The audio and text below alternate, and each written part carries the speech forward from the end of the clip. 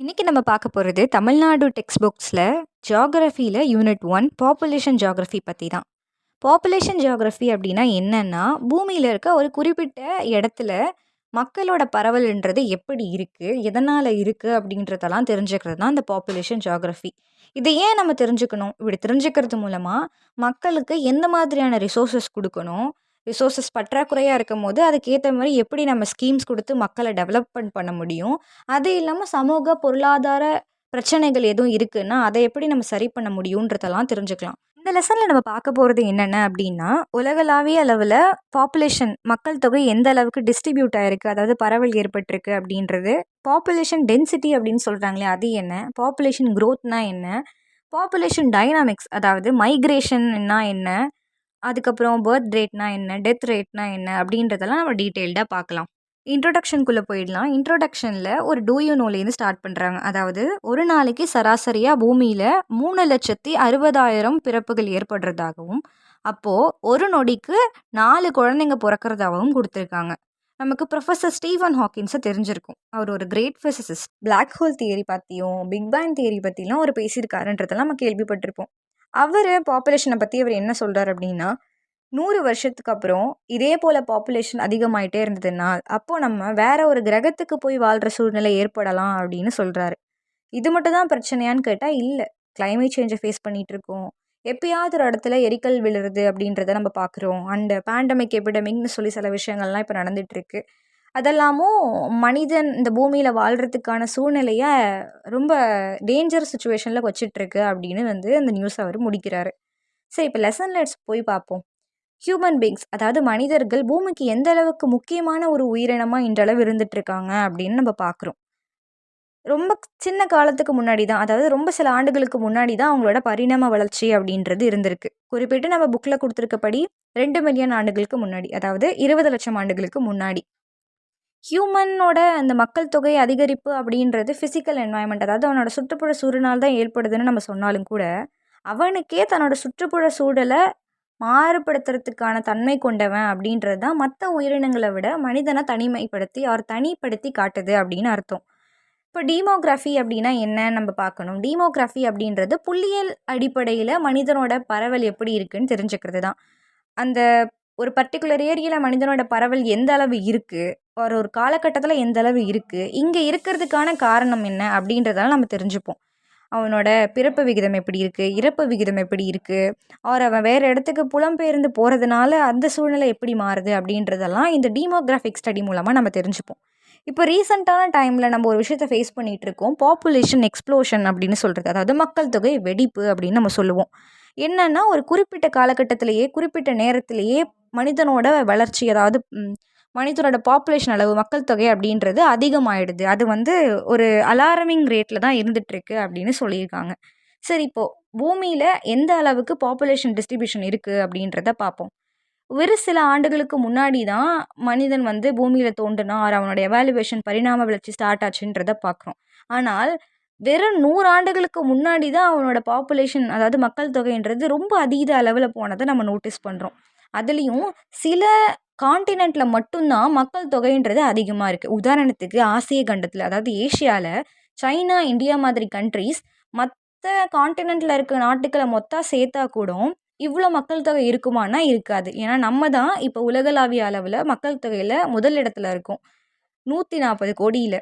அப்போது இதுக்கெல்லாம் ஏதாவது ஒரு காரணம் இருக்கும் இல்லையா? ஒரு காரணம் இல்லை, நிறைய காரணங்கள் இருக்குது. அது என்னன்னு பார்ப்போம். அதை தான் இந்த ஃபேக்டர்ஸ் இன்ஃப்ளூயன்சிங் டிஸ்ட்ரிபியூஷன் ஆஃப் பாப்புலேஷன்னு சொல்லி கொடுத்துருக்காங்க. முதல் காரணி ரிலீஃப், அதாவது பூமியோட உள்ளேருந்து ஏற்படுற மாற்றத்தினாலும் வெளியேந்து ஏற்படுற மாற்றத்தினாலும் உருவான என்வாயன்மெண்ட்டு தான். அதில் சமத்தரையெல்லாம் அதிகமான மக்கள் வாழ்கிறத நம்ம பார்க்குறோம். ஏன்? அங்கே மண்ணோட வளம் நல்லா இருக்கும். அதே போல் விவசாயம் செய்கிறதுக்கான காரணிகள் ரொம்ப நல்லா இருக்கும். பருவ காலமும் நல்லா இருக்கும், மழை நல்லா இருக்கும். அதனால் மக்கள் அங்கே தங்குறாங்க. இதுவே ஒரு மலைப்பகுதி எடுத்துக்கிட்டோன்னா அங்கே ரயில் வசதியிலேருந்து எந்த ஒரு நார்மலான போக்குவரத்துமே கொஞ்சம் கடினம் தான் ஏற்படுத்துறது.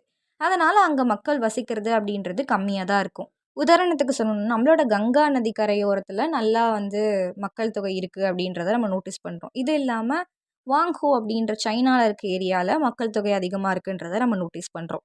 அடுத்த காரணி நம்ம பார்க்கும்போது தண்ணி. கம்பேரிட்டிவாக சஹாரா பாலைவனத்துக்கு பக்கத்தில் இருக்கிற மக்களுக்கும் நார்த் பிளெயின்ஸில் இருக்க மக்களுக்கும் டிஃப்ரென்ஸ் இருக்குது. ஏன்னா பிளெயின்ஸில் வாழ்கிறவங்களுக்கு தண்ணி நல்லா கிடைக்கிறதுனால பாப்புலேஷன் அங்கே அதிகமாக இருக்குது. ஆனால் சஹாராவில் தண்ணியே கிடைக்காததுனால அங்கே மக்கள் தொகை கம்மியாக இருக்குது. தண்ணி ரொம்ப அடிப்படையான விஷயம் இல்லையா? போக்குவரத்து பற்றியே நம்ம பார்க்கும்போது ஒரு நல்ல போக்குவரத்து வசதி இருக்கக்கூடிய ஏரியாவில் தான் நம்மளால் வணிகம் செய்ய முடியும். அதனால் வருமானமும் வரும். அதனால் மக்கள் அந்த இடத்த நோக்கி மூவ் ஆவாங்க. ஸோ அங்கே பாப்புலேஷன் அப்படின்றது அதிகமாக இருக்கும். இது இல்லாமல் மண்ணோட வளம் எங்கே அதிகமாக இருக்கோ அந்த இடத்துல மக்களோட பாப்புலேஷன், அதாவது மக்கள் தொகை அப்படின்றது அதிகமாக இருக்கும். உதாரணத்துக்கு நம்ம ஏரியா, அதாவது சவுத் ஈஸ்ட் ஏஷியாவில் நம்மளுக்கு நல்ல மண் இருக்கும். அதாவது அதுலேயும் அலுவியல் சாயில், வண்டல் மண் அப்படின்றது அது அக்ரிகல்ச்சருக்கு ரொம்ப உகந்த மண். அதில் நல்ல போரோசிட்டி இருக்குது, அதாவது நுண்துளைகள் இருக்குது. அதனால் மண்ணிலேருந்து வர உற்பத்தியும் நல்ல வளமானதாக இருக்கும். நம்ம நெல்லிலிருந்து அரிசியிலேருந்து எது போட்டாலுமே நல்லா வளரக்கூடிய மண் அப்படின்றதுனாலவும் இந்த இடத்துல மக்களோட அதிக தொகைன்றது இருக்குது. இது போக நம்ம காரணிகள் அப்படின்னு பார்க்கணும் அப்படின்னா வேலை வாய்ப்பு எங்கே அதிகமாக இருக்கோ அந்த இடத்த நோக்கி மக்கள் வந்து மூவ் ஆவாங்க. வார் மாதிரி ஆர் ஏதாவது ஒரு இஷ்யூ நடக்குது, சேஃப்டி இஷ்யூஸ் அப்படின்னா அந்த இடத்த விட்டு மக்கள் மூவ் ஆகி எது சேஃப்டியோ அந்த இடத்துக்கு போயிடுவாங்க. இது மாதிரி சில காரணிகள் எக்கனாமிக் ஆக மொத்தத்தில் பாப்புலேஷன் டிஸ்ட்ரிபியூஷன், அதாவது மக்கள் தொகை பகிர்வு அப்படின்றது எல்லா இடத்துலையும் ஈக்குவலாக இருக்கிறது இல்லை அப்படின்றத நம்ம தெரிஞ்சுக்கிறோம். உலகத்தோட 60% மக்கள் தொகை அப்படின்றது 10 முக்கியமான நாடுகள்லேருந்து மட்டுமே இருக்கிறதா நம்ம வந்து பார்க்குறோம். நம்ம நாடு அதில் முதல் இடத்துல இருக்குது 140 கோடியோட. ஒன்று ஒன்றா எண்ணிக்கிட்டு இருந்தோம் அப்படின்னா ஒரு பர்டிகுலர் ஏரியாவில் ஒரு பர்டிகுலர் இடத்துல மக்கள் தொகையினால் லேண்டோ இல்லை ரிசோர்ஸோ எந்த மாதிரியான தாக்கத்தை ஏற்படுத்திருக்கு அப்படின்றத நம்மளால் தெரிஞ்சுக்க முடியாது. அப்போ நம்ம டென்சிட்டி அப்படின்ற ஒரு டேர்மை வச்சு பாப்புலேஷனை டிட்டர்மைன் பண்ணுறோம். அது ஒரு ஃபார்முலாவில் கொடுத்துருக்காங்க. அதாவது மொத்த மக்கள் தொகையை மொத்த ஏரியாவை வச்சு பிரிக்கிறாங்க. இது போக நியூட்ரிஷனல் ஆர் ஃபிசியோலாஜிக்கல் டென்சிட்டின்னு ஒரு டேர்ம் சொல்கிறாங்க. அது என்னன்னா விளைநிலத்தை குறிப்பிட்டு வச்சு மக்கள் தொகை எப்படி இருக்குன்னு பார்க்குறாங்க. முதல்ல நம்ம பார்த்தது என்னன்னா நார்மலாக எந்த அளவு நிலங்கள் இருக்கோ அதை வச்சு பார்க்குறது. ஆனால் இது விளைநிலங்களை மட்டும் வச்சு பார்க்குறது. அப்படி பார்க்குறப்போ சிங்கப்பூர் முதல் இடத்துல இருக்கிறதா வந்து சொல்லியிருக்காங்க. அது ஏன் சிங்கப்பூரில் இருக்குது அப்படின்னு கேட்டோம்னா சிங்கப்பூரில் அவங்களோட சாப்பாடு பொருட்களை வந்து அவங்க இம்போர்ட் பண்ணுறாங்க. அதாவது இறக்குமதி பண்ணுறதாகவும் ஒரு குறிப்பிட்ட சாப்பாடு பொருள்னு இல்லாமல் பல்வேறு விதமான நாடுகள்லேருந்து சாப்பாடு பொருள் இறக்குமதி பண்ணுறதுனாலவும் அங்கே இருக்க மக்களுக்கு நியூட்ரிஷனல் டெஃபிஷியன்சி, அதாவது சத்து குறைபாடுன்றது இல்லாமல் இருக்குது அப்படின்ற மாதிரி சொல்கிறாங்க.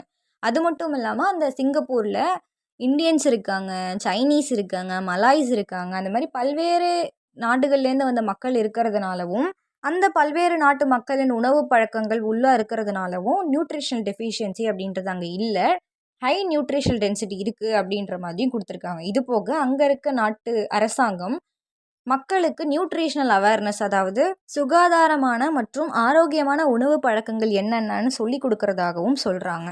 இப்போ இந்த டென்சிட்டி பேராமீட்டரை வச்சு 3 விதமாக பாப்புலேஷனை நம்ம பிரிக்க முடியும். High density, moderate density and low டென்சிட்டின்றது. ஹை டென்சிட்டி அப்படின்னா ஒரு குறிப்பிட்ட ஸ்கொயர் கிலோமீட்டர் சதுர அடியில் இத்தனை மக்கள் வாழலாம். அதாவது 100 மக்களுக்கு மேலே வாழ்ந்தால் அது ஹை டென்சிட்டி. 10லேருந்து 80 மக்கள் வாழ்ந்தால் அது மாடரேட் டென்சிட்டி. 10க்கும் கம்மியான மக்கள் வாழ்ந்தால் அது லோ டென்சிட்டி அப்படின்னு சொல்கிறாங்க. ஹை டென்சிட்டியை பொறுத்தவரை நம்ம முன்னவே பார்த்தோம், இங்கே ஃபெர்டைல் பிளெயின்ஸ், அதாவது சமதரைகள் அப்படின்றது நல்லாவே இருக்குது. அதே போல் இங்கே இண்டஸ்ட்ரியலைசேஷன், அர்பனைசேஷன் அப்படின்றது நல்லா நடந்துட்டுருக்கு. இதில் கிழக்காசியா மற்றும் தெற்காசியா நாடுகளில் பார்க்குறோம் என்வாயன்மெண்டல் கண்டிஷன்ஸ், அதாவது சரியான பருவமழை, சரியான வளமான மண் இதெல்லாம் இருக்கிறதுனால இங்கே மக்கள் தொகைன்றது அதிகமாக இருக்குது. ஆனால் இதுவே நார்த் ஈஸ்டர்ன் யூஎஸ்ஏல இல்லை நார்த் வெஸ்டர்ன் யூரோப்பில் பார்த்தோன்னா அங்கெல்லாம் இண்டஸ்ட்ரியலைசேஷன் நல்லா இருக்குது. நமக்கெல்லாம் ஜெர்மனி ப்ராடக்ட்ஸ் எல்லாம் ரொம்ப பிடிக்கும். அங்கே BMW, பென்ஸ் மாதிரியான கார்கள் உற்பத்தி செய்கிறாங்க. இது மாதிரி உற்பத்தி காரணியை பேஸ் பண்ணி அங்கே வந்து பாப்புலேஷன் அதிகமாக இருக்கிறதா கொடுத்துருக்காங்க.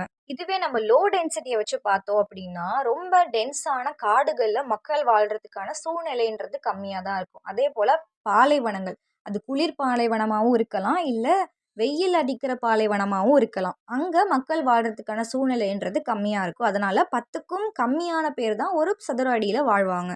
ஆஸ்திரேலியாவை பொறுத்த வரைக்கும் அது கிட்டத்தட்ட செமி டெசர்ட் அப்படின்னு தான் சொல்லணும். அங்கே ஃப்ரெஷ் வாட்டர் அப்படின்றது வந்து ரொம்ப கம்மியாக தான் இருக்கும். ஆனால் அங்கே வாழ்கிற மக்களுக்கு ஸ்டாண்டர்ட் ஆஃப் லிவிங் அப்படின்றது ரொம்ப நல்லா இருக்குது. இது ஏன் அப்படின்னு நம்ம பார்க்கணும். ஆஸ்திரேலியா பொதுவாகவே எக்ஸ்போர்ட் எக்கனாமி, அதாவது அங்கேருந்து வெளிநாடுக்கு ஏற்றுமதி பண்ணுறாங்க. அவங்களோட ஆயிலாக இருக்கட்டும், நேச்சுரல் கேஸாக இருக்கட்டும். அதனால் அந்த நாடு ஒரு வளர்ச்சியான நாடா தெரியுது. ஆனாலும் அங்க டென்சிட்டின்னு பார்க்கும்போது ரொம்ப கம்மி தான். அதுக்கு காரணம் நான் முன்னவே சொன்ன மாதிரி அது கிட்டத்தட்ட பாலைவனம் தான். எக்கனாமிக் ஆக்டிவிட்டின்னு அங்க பெருசா ஒண்ணும் கிடையாது. சிட்னி, மெல்போர்ன்லலாம் கூடமே மக்கள் தொகைன்றது கம்மி தான். ஆனால் அங்க இருக்க மக்களுக்கு சரியான அளவுக்கு மீறிய சம்பளம்ன்றது இருந்துட்டுருக்கு. அது போக இந்தியன்ஸ் நம்மள்ல நெறைய பேர் ஆஸ்திரேலியா போய் செட்டில் ஆகணுன்ற ஒரு ஐடியால இருப்போம் இல்லையா? அப்போ அந்த நாடு இமிகிரேஷன வச்சு அது பேஸ் பண்ணி எக்கனாமியா இருந்துட்டு இருக்கிறதுனாலவும், ஸ்டாண்டர்ட் ஆஃப் லிவிங் நல்லா இருக்கு. ஆனா டென்சிட்டி கம்மியா தான் இருக்கு. அடுத்து நம்ம இப்போ டெர்ம்ஸ் பார்ப்போம். டெர்ம்ஸ பொறுத்தவரைக்கும் ஃபர்ஸ்ட்டு பாப்புலேஷன். பாப்புலேஷன் அப்டின்னா ஒரே இன மக்கள் ஒரு பர்ட்டிகுலர் ஏரியால இருப்பாங்க. கூட்டமா இருப்பாங்க. அத நம்ம பாப்புலேஷன்னு சொல்றோம். க்ரூட் பர்த் ரேட் அப்டின்னா ஒரு எக்ஸாம்பிள்ல பார்ப்போம். 1,00,000 மக்கள் ஒரு ஏரியால இருக்காங்க அப்டின்னா, அந்த ஏரியா மக்களுக்கு 2,000 குழந்தைகள் பொறக்குறாங்கன்னும்போது, அதோட விகிதம் 2,000/1,00,000 இன்டூ 1000ன்னு போடும்போது 20ன்னு வரும். ஸோ க்ரூட் பர்த் ரேட்ன்றது 20. இதே க்ரூட் டெத் ரேட்டுக்கு பார்க்கும்போது அதே 1,00,000 மக்கள் தான். ஆனா இங்க 800 பீப்பிள் இறந்து போறாங்க. அப்போ 800/1,00,000 இன்டூ 1000 அப்படின்னு போட்டோம்னா 8 வரும். அது crude death rate. Population growth rate அப்படின்னு பார்க்கும்போது க்ரூட் பர்த் ரேட்டும், க்ரூட் டெத் ரேட்டையும் டிஃபரன்ஸ் பண்ணி நம்ம அதில வந்து மைக்ரேஷன கொஞ்சம் இக்னோர் பண்ணிடுவோம். அப்போ என்ன ஆகும் அப்படின்னா, உங்களுக்கு குரோத் ரேட் கிடைக்கும். ஸோ சவுத் சூடான்ல ஹையஸ்ட் பாப்புலேஷன் குரோத் ரேட் இருக்கிறதா பார்க்குறோம். 2017 படி 3.83 ஆனா இப்போ 4.6 வரைக்கும் போயிடுச்சு. அடுத்து நெட் மைக்ரேஷன் ரேட் பத்தி பார்க்கும்போது, அதுவும் அதே 1,00,000 பீப்பிள்ஸ்ன்னு கன்சிடர் பண்ணிப்போம். ஆனா 3,000 பீப்பிள்ஸ் இமிகிரேட் ஆகுறாங்க. 1,000 எமிகிரேட் ஆகுறாங்க. எமிகிரேஷன், மைக்ரேஷன்ல நம்ம பார்ப்போம். அந்த டிஃபரன்ஸ 1,00,000 பீப்பிள்ஸோட டிவைட் பண்ணி அத 1000ஆல மல்டிப்ளை பண்ணும்போது வர ஆன்சர் பாசிட்டிவா இருக்கும்போது, நெறைய பேர் உள்ள வந்திருக்காங்க அப்படின்னு அர்த்தம். நெகட்டிவா இருந்தா வெளிய போயிருக்காங்கன்னு அர்த்தம். அடுத்து ஃபெர்டிலிட்டி ரேட்ட பொறுத்து பார்க்கும்போது, ஆ ஒரு பொண்ணுக்கு அதான் சராசரியா 1000 பொண்ணுக்கு எத்தன குழந்தைகள் வந்து பொறக்குது ஒரு ஏரியால இருக்க பொண்ணுக்கு அப்படின்றது வந்து நம்ம ஃபெர்டிலிட்டி ரேட்ல பார்ப்போம். ஒரு பர்ட்டிகுலர் டைம்ல அது நடக்கும். இதில டோட்டல் ஃபெர்டிலிட்டி, ட்ரூ ஃபெர்டிலிட்டி ரேட்டுன்னு இருக்கு. டோட்டல் ஃபெர்டிலிட்டி ரேட்ட பொறுத்தவரைக்கும் ஃபெர்டிலைட் ஏஜ்ன்னு இருக்கு இல்லையா? அதாவது 15-49 இயர்ஸ் ஒரு பெண்ணுக்கு இருக்கும்போது, அவங்க எத்தன குழந்தைய பெத்தெடுக்குறாங்க அப்படின்ற கணக்கு. ஒரு 2.5ன்ற ஒரு ஆவரேஜ் வைக்கும்போது 2-3 பேபீஸ் வந்து அவங்களுக்கு பொறக்கும். இதில நைஜர் வந்து அதிகமா இருக்கு. 3.49 ஃபெர்டிலிட்டி ரேட் வச்சிருக்காங்க. சிங்கப்பூர்ல லோவஸ்ட் ஃபெர்டிலிட்டி ரேட் 0.83. அடுத்து டிபெண்டன்சி ரேஷியோ பத்தி பார்க்கும்போது, எத்தன பெர்சன்டேஜ் ஆஃப் டிபெண்டன்ஸ் வந்து வொர்க்கிங் பாப்புலேஷன் மேல டிபெண்ட் ஆயிருக்காங்கன்னு அர்த்தம். டிபெண்டன்ட் அப்படின்னும்போது 15 அண்ட் லோவா இருக்கவங்க, அதாவது குழந்தைங்க. அது இல்லாம 65 இயர்ஸ் அண்ட் அபோவ்ல இருக்க எல்டர்ஸ். இவங்க 15-64 இயர்ஸ்ல இருக்க வொர்க்கிங் பாப்புலேஷன டிபெண்ட் பண்ணியிருப்பாங்க. அந்த ரேஷியோவ நம்ம டிபெண்டன்சி ரேஷியோன்னு சொல்றோம். ரேட் ஆஃப் நேச்சுரல் இன்க்ரீஸ் அப்படின்றது க்ரூட் பர்த் ரேட்டுக்கும், க்ரூட் டெத் ரேட்டுக்குமான டிஃபரன்ஸ். ஆனா மைக்ரேஷன நம்ம கணக்கிலே எடுத்துக்காம அத நம்ம பண்ணுவோம். அடல்ட் லிட்ரசி ரேட் அப்படின்றது எத்தனை அடல்ட்ஸ் வந்து எழுதவும் படிக்கவும் தெரிஞ்சிருக்காங்க ஒரு நாட்டில் அப்படின்னு தெரிஞ்சுக்கிறதுக்காக இருக்கக்கூடிய ஒரு பேராமீட்டர். ஹியூமன் டெவலப்மெண்ட் இண்டெக்ஸை மெஷர் பண்ணுறதுக்கு வச்சிருக்க ஒரு காரணியாகவும் இது இருக்கிறதா சொல்கிறாங்க. 2015 அடிப்படையில் புர்கினா ஃபசோ அப்படின்ற கண்ட்ரி தான் இருக்கிறதுலே லோவஸ்ட் லிட்ரஸி ரேட்டை 21.8% வச்சிருக்கிறதா சொல்லியிருக்காங்க. ஆனால் இன்னைக்கு சட் கண்ட்ரி 26%ஓட இருக்கிறதுலே கம்மியான கண்ட்ரியாக வந்து இருந்துட்டு இருக்குன்றதை நம்ம நோட்டீஸ் பண்ணலாம். அடுத்து லைஃப் எக்ஸ்பெக்டன்சி டேஸ் அப்படின்றது என்னன்னா, சராசரியா ஒரு நாட்டுல இருக்க ஒரு குடிமகன் எத்தன வருஷத்துக்கு உயிர் வாழ்றான் அப்படின்றது தான் அந்த கணக்கு. இதுல ஹையஸ்ட்டா இருக்கிறது மொனாக்கோலயும், லோவஸ்ட்டா இருக்கிறது சட்லயும் அப்படின்ற மாரி குறிப்பிட்டிருக்காங்க. குரோத் ஆஃப் பாப்புலேஷன்னு பார்ப்போம். குரோத்த பொறுத்தவரைக்கும் அக்ரிகல்ச்சர் ஸ்டார்ட் ஆன டைம்ல, அதாவது 8,000லேருந்து 12,000 இயர்ஸ் அகோல வந்து பாப்புலேஷன் ரஃப்லி ஒரு 8 மில்லியன் தான் இருந்துட்டு இருந்துச்சு. அது ஃபர்ஸ்ட் செஞ்சுரி, அதாவது முதல் நூற்றாண்டுல 300 மில்லியன் வரைக்கும் இருந்துச்சு. அதுக்கப்புறம் ஒரு 1700லலாம் இண்டஸ்ட்ரியல் ரெவல்யூஷன், அதாவது மெக்கனைசேஷன்றது ஸ்டார்ட் ஆச்சு. அப்போ பாப்புலேஷன் இன்க்ரீஸ் ஆச்சு. ஒரு 550 மில்லியன் வரைக்கும். அதுக்கப்புறமா நம்ம இன்னைக்கு டேட்ல வந்து நிறைய டெக்னாலஜிக்கல் அட்வான்ஸ்மெண்ட்னால பர்த் ரேட், டெத் ரேட்ன்றது ஒரு ஃப்ளக்சுவேஷன்ல தான் வச்சுட்ருக்கோம். கரண்ட்டா பாப்புலேஷன்னு பார்க்கும்போது 7.6 பில்லியன்னு புக் ரெக்கார்ட். ஆனா நம்ம 8 தாண்டிட்டோம் இப்போவே.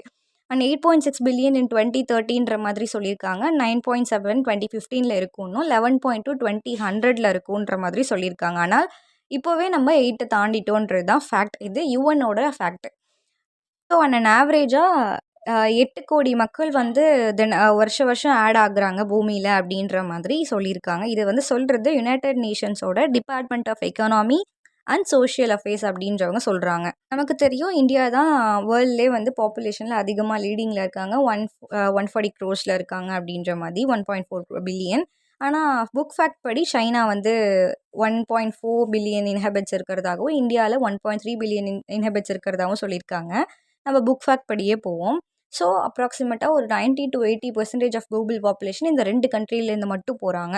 7 வருஷத்துல சர்பாஸ் ஆகும்னு நெனச்ச விஷயம் புக் படி. ஆனா நம்ம இப்பவே சர்பாஸ் ஆயிட்டோம் 2022லே. உலகத்துல இருக்க பெரிய நாடுகள் ஒரு 10 நாடுகள் எடுத்தோம்னா, அதுல நைஜீரியா வந்து மோஸ்ட் ராபிட்லி குரோயிங் கண்ட்ரி அப்படின்னு சொல்றாங்க. ரொம்ப வேகமா வளருது. இப்போ அது 7த் லார்ஜஸ்ட்டா இருக்கு. ஆனா சூன் 3 லார்ஜஸ்ட்டா மாறிடும் 2015ல அப்படின்ற மாரி குடுத்துருக்காங்க. 2017லேருந்து 2050க்குள்ள more than half of the world's population வந்து மொத்தமா ஒரு 9 கண்ட்ரீஸ் அதில இந்தியாவும் ஒண்ணு. இதிலேருந்து தான் வந்து இருக்கும் அப்படின்ற மாரி குடுத்துருக்காங்க. லீஸ்ட் டெவலப்பிங் கண்ட்ரீஸ் அதாவது அங்க இன்கம் கம்மியா இருக்கும். ஸ்டாண்டர்ட் ஆஃப் லிவிங்கும் ரொம்ப லோவா தான் இருக்கும்.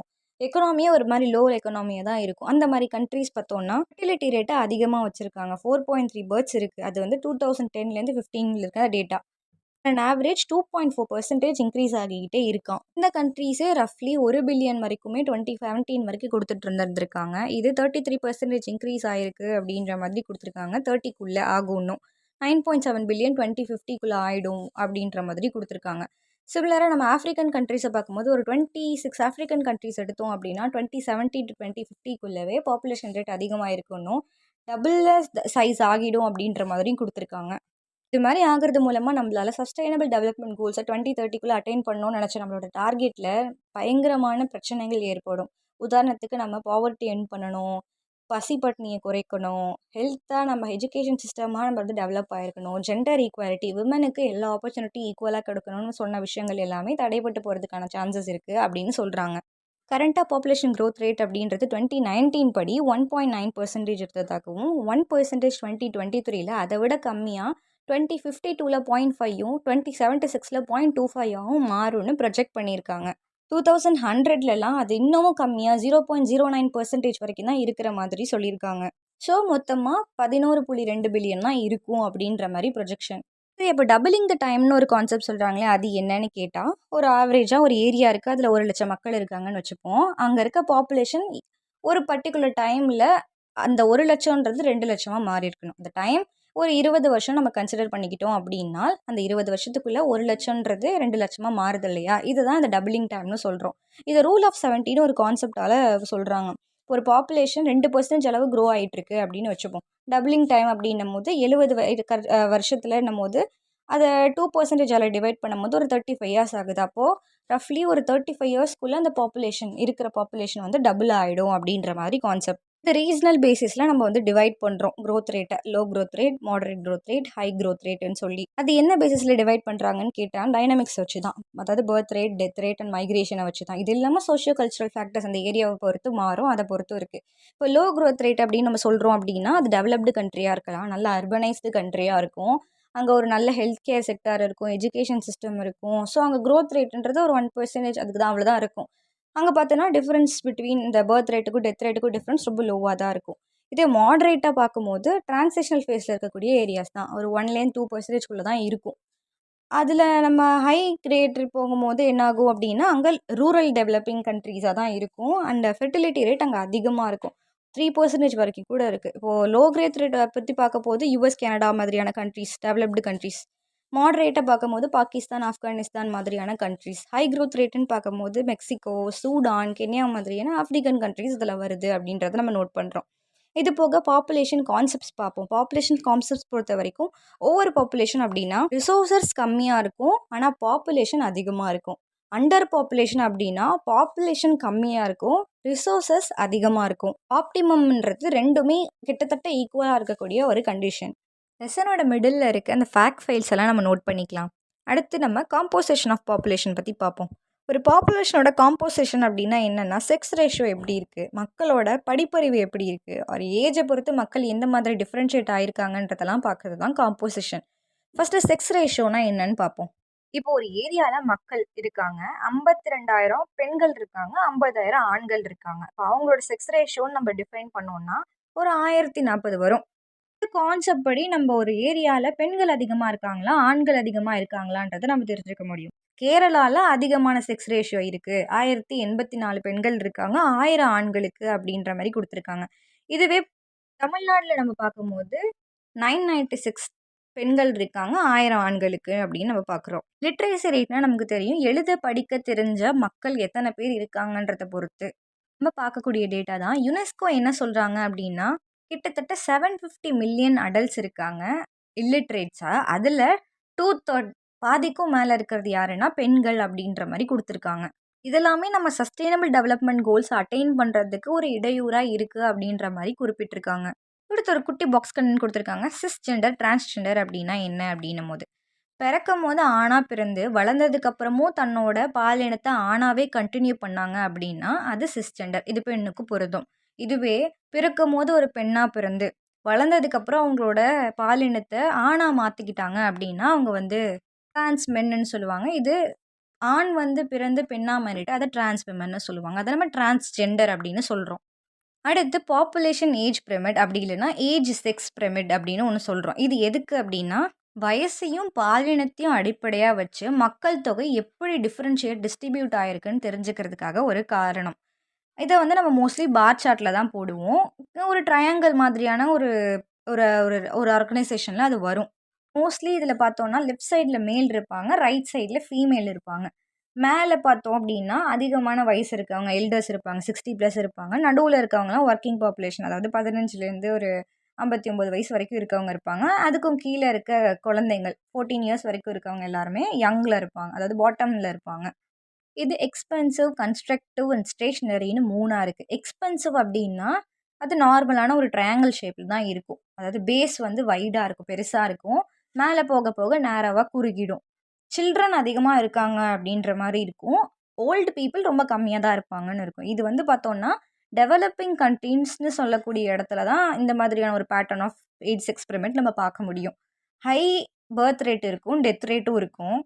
அதனால அது எக்ஸ்பென்சிவ் அப்படின்ற மாரி குறிப்பிடுறாங்க. இப்ப இது கன்ஸ்ட்ரக்டிவ்னு பார்க்கும்போது, கிட்டத்தட்ட அது வந்து ஒரு இன்வெர்ஸ்டான தலைகீழான ஒரு ட்ரையாங்கிள் மாதிரி தெரியும். அப்போ பேஸ் வந்து நேரோவா தான் குறுகி தான் இருக்கும். இங்க பார்த்தோம்னா, நம்ம முன்னவே சொன்ன மாரி அதுக்கு கான்ட்ராடிக்டரியா தான் தெரியும். எல்டர்ஸ் வந்து அதிகமா இருப்பாங்க.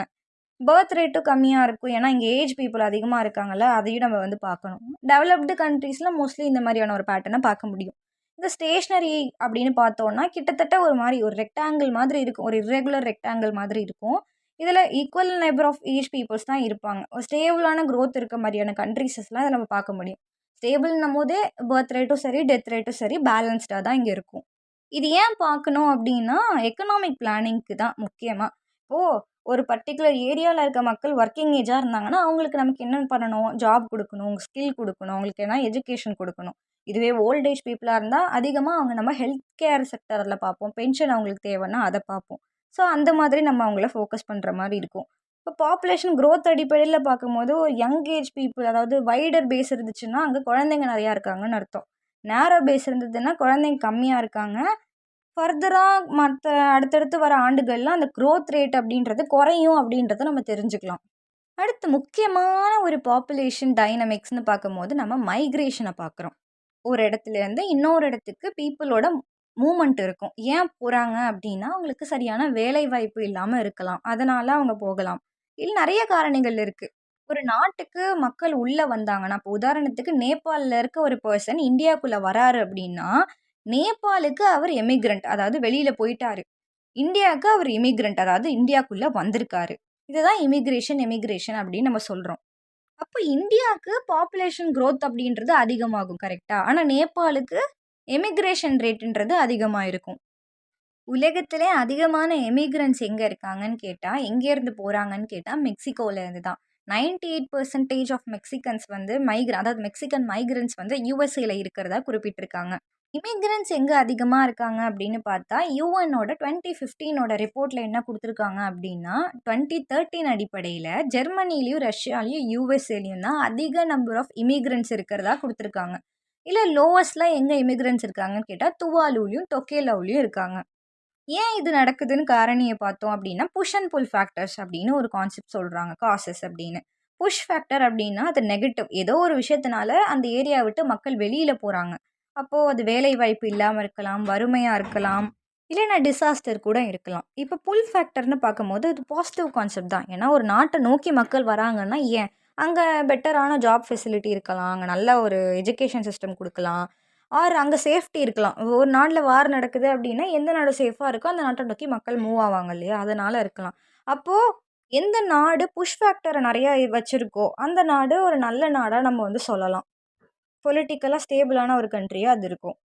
நெட் மைக்ரேஷன் ஒரு கான்செப்ட் சொல்கிறாங்க டைப் ஆஃப் மைக்ரேஷனில். அது என்ன அப்படின்னா இமிக்ரேஷனுக்கும் எமிக்ரேஷனுக்குமான டிஃப்ரென்ஸை தான் நெட் மைக்ரேஷன்னு சொல்கிறாங்க. பாசிட்டிவ் வேல்யூவாக இருக்கும் பட்சத்தில் அது ஒரு இன்கமிங் பாப்புலேஷனை அதிகப்படுத்துது. அதாவது புல் ஃபேக்டர் அங்கே அதிகமாக இருக்க மாதிரியான கண்ட்ரின்னு நம்ம தெரிஞ்சுக்கலாம். நெகட்டிவ் வேல்யூவாக இருக்கும் போது புஷ் ஃபேக்டர் அதிகமாக இருக்க ஒரு கண்ட்ரின்றதை நம்ம தெரிஞ்சுக்கலாம். இன்டர்நேஷ்னல் மைக்ரேஷன் அப்படின்னா கண்ட்ரி விட்டு கண்ட்ரி மூவ் ஆகுறது. ஒரு நாட்டை விட்டு மக்கள் போகிறாங்கன்னா அந்த நாடுக்கு அது வந்து ஒரு நெகட்டிவ் ஃபேக்டர் தான் இல்லையா? அப்போது அதுக்கான சட்டத்திட்டங்களும் போட்டிருக்காங்க. போடுறது மூலமாக இந்த மூவ்மெண்ட்டை நம்ம கண்ட்ரோல் பண்ண முடியும். ஒரு ஃபேக்ட் சொல்கிறாங்க என்னென்னா 1965லேருந்து 2000 வரைக்கும் கிட்டத்தட்ட 175 மில்லியன் பீப்புள்ஸ் வந்து மைக்ரேட் ஆகியிருக்காங்களாம். குளோபலி 3% ஆஃப் பாப்புலேஷன் மைக்ரேஷனில் இருந்திருக்காங்கன்னு சொல்கிறாங்க. இந்த இன்டர்நேஷ்னல் மைக்ரேஷனில் இன்டர்னல் மைக்ரேஷன்னா வித்தின் கண்ட்ரி மூவ் ஆகுறது. அது டிஸ்ட்ரிக்ட் டு டிஸ்ட்ரிக்ட் இருக்கலாம், ஸ்டேட் டு ஸ்டேட் இருக்கலாம். இதுக்கு பெருசாக கவர்மெண்ட் கண்ட்ரோல் அப்படின்றது இருக்காது. லோக்கல் மைக்ரேஷன்றது இதை விட கம்மி, வித்தின் டிஸ்ட்ரிக்ஸாக இருக்கலாம் ஆர் வித்தின் டவுன்ஸாக இருக்கலாம், சிட்டிஸாக இருக்கலாம். இதெல்லாம் இந்த கணக்கில் வந்துடும். இந்த மாதிரி டேட்டாஸ் எல்லாம் நம்மளால் சென்சஸில் எப்பயுமே கொண்டு வந்துகிட்டே இருக்க முடியாது. இங்கே தான் அந்த சென்சஸ் எரர்ஸ் வந்து ஏற்படுறதுக்கான சான்சஸ் இருக்குது. ஒரு ஃபேக்ட் கொடுத்துருக்காங்க. அமெரிக்கன் சராசரியாக 5லேருந்து 7 வருஷத்துக்கு ஒருக்கா வந்து அவங்களோட ரெசிடென்ஸ் அதாவது வீடை வந்து மாற்றிட்டே இருப்பாங்க இருக்கிற ஏரியாவை அப்படின்ற மாதிரி கொடுத்துருக்காங்க.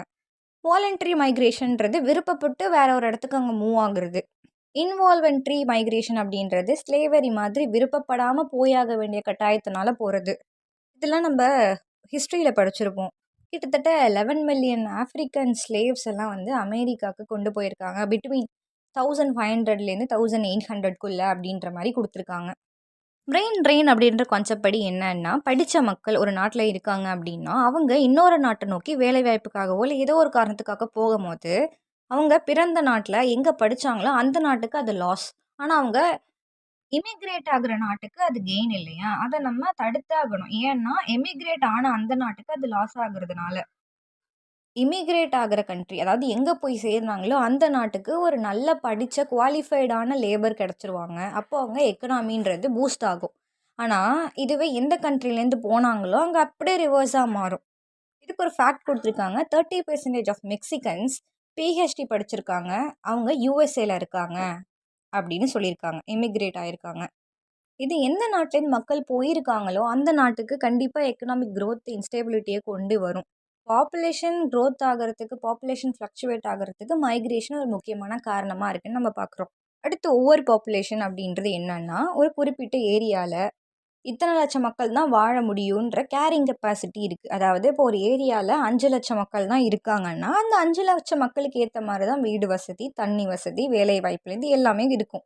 ஆனால் அந்த ஏரியாவில் 10 லட்சம் மக்கள் வாழ்ந்தாங்கன்னா ரெட்டிப்பு மடங்கு நமக்கு தேவை இருக்குது ஆனால் பாப்புலேஷனை விட.